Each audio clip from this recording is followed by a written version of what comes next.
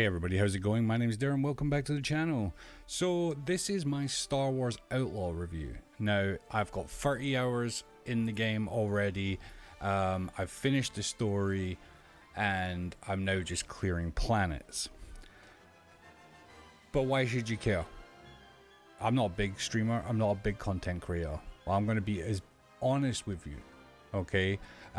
Yes, I am a Ubisoft partner, and a big shout out to Ubisoft for providing me a copy of the game key. But I will be as honest as I can with the game. As much as I am on my live streams, you can ask me anytime, okay? So, let's start off.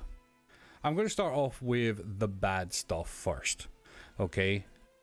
And get that out of the way. I'm sorry, you're not a Jedi. You're not even a Sith.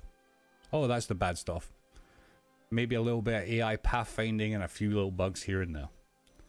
Okay, now to move on to the good. Okay, if you are a stealth fan, this game is for you. If you love a cracking Star Wars story from the 80s and the 90s, before all this rubbish stuff came out, this game is for you. So let's break it down, and we're going to start off straight away with the story. So I'm not going to give you any spoilers, don't worry about that. I'm just going to put it straight into how the story works in an overall thing. So basically you play a character named Kay, and she has a companion named Nyx, and she's a thief that comes from a line of thieves. Okay? Now, the world is taking place just after The Empire Strikes Back.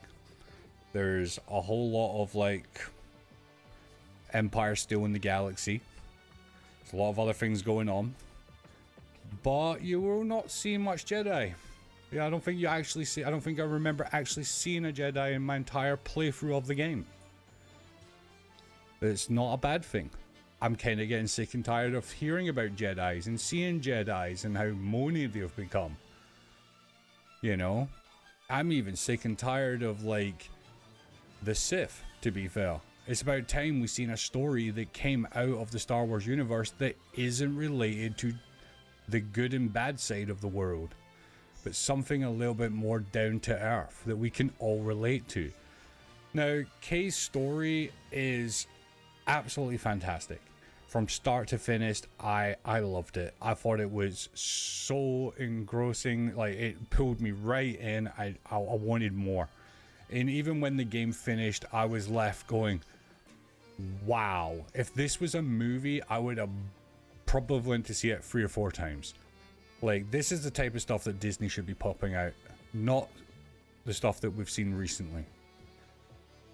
With that, the story itself takes you across the galaxy. There's 4 planets, I think it is, and they're pretty vast. You know, one of them's only really a city, which you go around the city and you do stuff there. But in the city, which we'll get to in a bit with the game's mechanics, they're so vibrant. There's so much life to them, which I feel like a lot of games today fail on. And with that, they come into the story, and yeah. So the story, solid, amazing, great, thumbs up, well done. Let's move on now to a living world. Okay, the game itself is alive everywhere. Everything you do it just feels like you're in the Star Wars universe.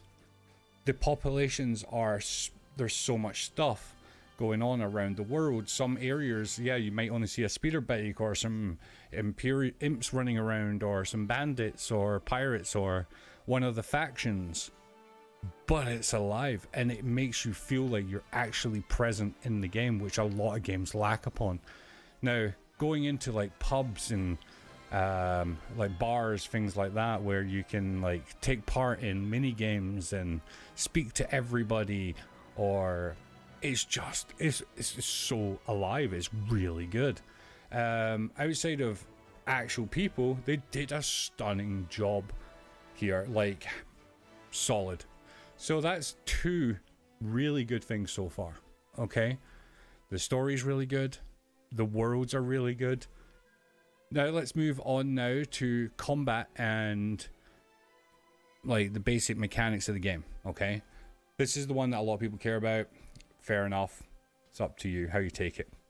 The combat is a stealth game. If you do not like stealth, you don't have to play stealth in this game, apart from a few missions which really make you have to be sneaky. Okay, like you can see here, this is meant to be a stealthy area, but I will go complete ham in a minute and start just going crazy. Wait, I'll show you. I'll just quickly jump in and give you a quick rundown on the combat here. Now, the game itself has gear sets, okay?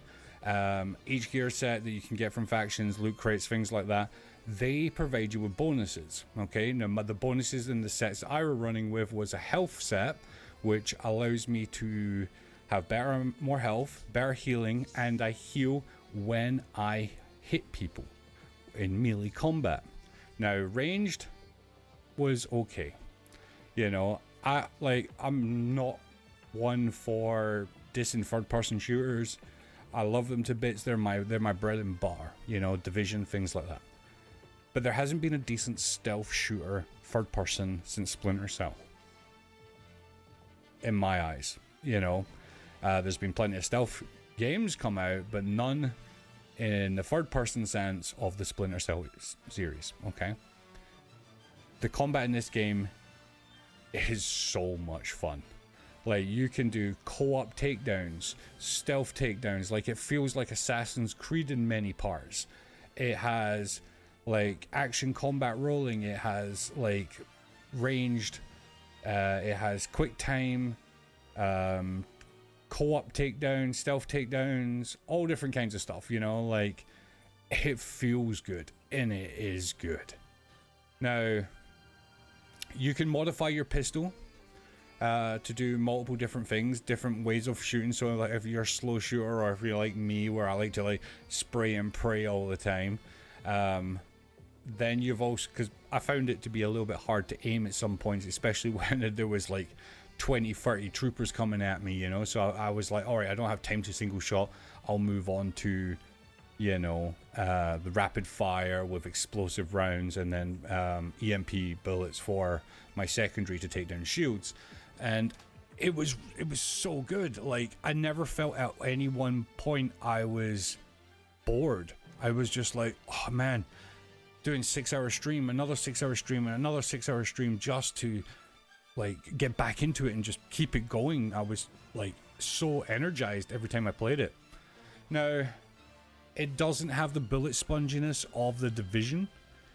Like, it actually feels really good. The only thing I would say in the mechanics of combat that this game is lacking is the wanted system.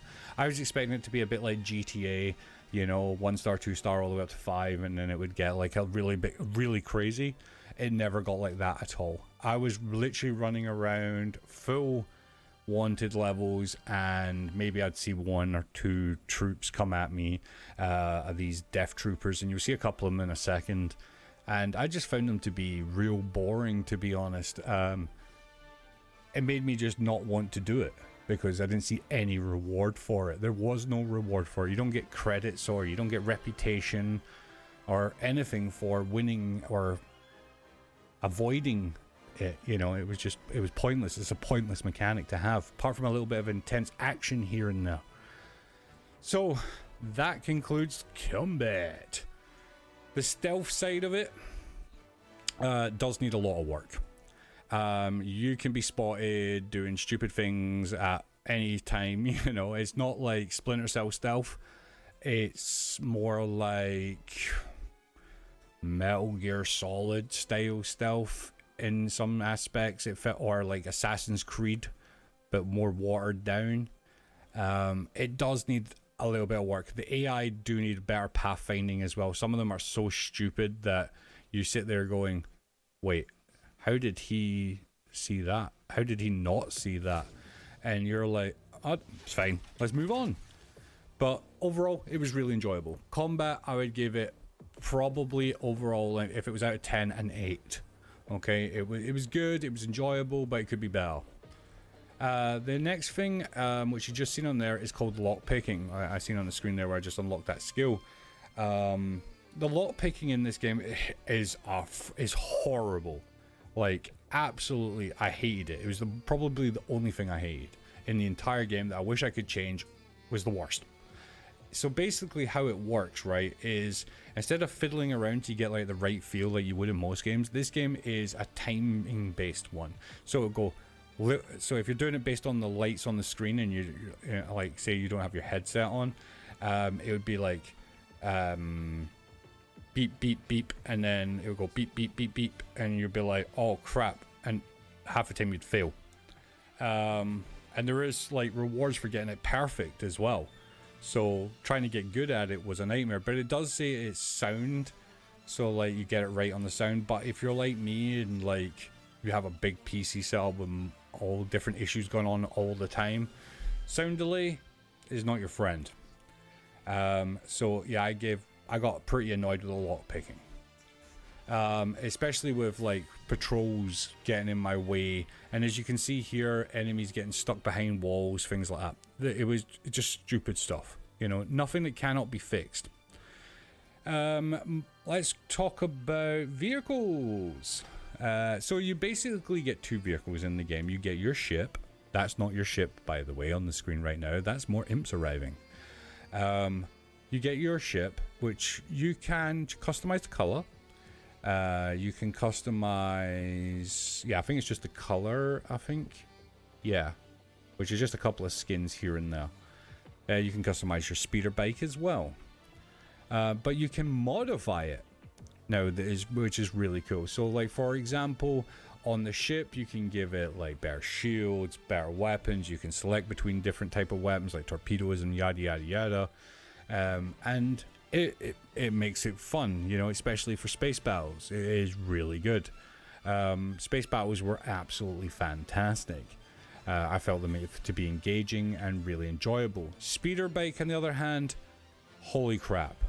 What were they thinking when they made speeder bikes in this game? It was like, right, we're going to make it like two controls together. So you got your WASD if you're on PC, right? Okay, and you can go left and right, forward, back, blah blah blah. But then they added mouse steering as well, so you can steer using the keyboard, but then you can also steer using the mouse. And if you do it too quickly, you literally look like you're just trying to drive around in circles. It was like the first time you ever get into like a Halo vehicle, you know, like, and it was like you were like, what the hell's going on here? And it took you a while to get used to. After you get used to it, you don't use your mouse when you get on the speeder, you only use your keyboard. And that's how it got on for me. But yeah, some really strange decisions on the speeder bikes. Character modeling is another big one for me. A lot of people don't like Kay's look. I found Kay to be quite nice. You know, I liked her. She grew on me.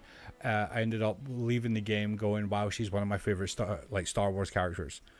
I really enjoyed her. Don't get me wrong. Half the time you don't see her freaking face unless you're doing a cutscene, you know, or you actually look at her face. If you're looking at 90% of the time, you're looking at her arse, her shoulders, and her hair. You cannot change her hair, but you can change her outfit. And it also has a transmog system, so you can change the outfit to whatever you want of all the items you've collected, which is a really nice thing. For character models around the world, like you see the ship there, it was doing like a 360 into the ground. There's so many model issues with the game that I was like left a lot of time unimmersed and left going, man, you just broke that for me. Not things that can't be fixed in if you want to wait a couple of weeks for them to drop some patches, but there's like times where characters' heads haven't loaded in, or face masks, or do you remember in the Division the T pose or the Y pose, whatever it was called, where they would just stand there and going, it was like that. So yeah, character models could do with a bit of work, but overall the modeling is not bad. You know, it's beautiful. The world models are absolutely stunning. The imps themselves are fantastic. The cities, wow. Like I said before, Like, they are absolutely amazing. Like, if I can just find one here. Go over here a bit.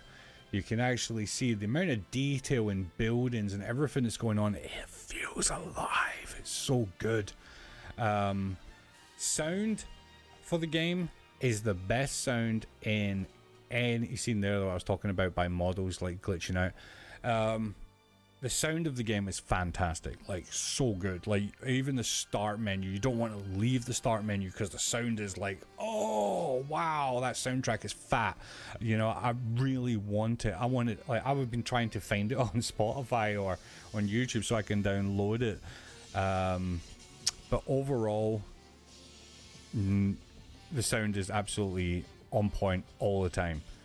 But anyway, guys, that concludes my review for Star Wars Outlaws. I'm going to go and chill and relax and watch the rest of my movie that's on in the background. Thanks for watching. Have a great day. Don't forget to like and subscribe. And let me know what you think of my first major review. Have a good one.